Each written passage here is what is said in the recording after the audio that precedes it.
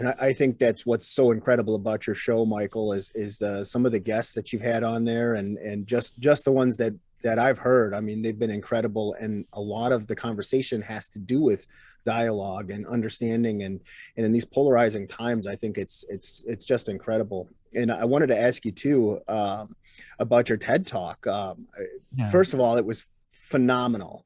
But what was the high point of that, and exactly, uh, what can you share with the listening audience if they haven't heard the TED Talk? The high point of the talk, I love the line. I got goosebumps when I wrote the line, is your offense your most prized possession and you'd have to let it go.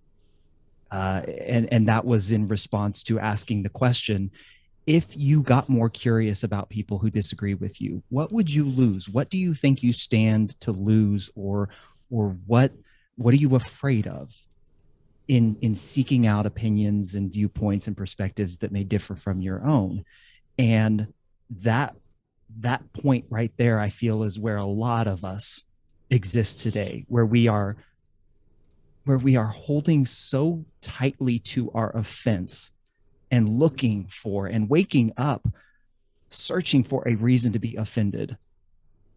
And if we started digging into other people's viewpoints and perspectives, we'd have to let that go. I think to some people, they don't want to do it. Or that seems very hard, very vulnerable, very uncomfortable. I recently interviewed a couple pastors who wrote an incredible book on God. It's called God and Race, a guide for moving beyond black fists and white knuckles, and talking about opening up your hands in open-handed conversation. You can't do that when you're offended. You can't do that when you enter into conversations with fists and clenched tightly.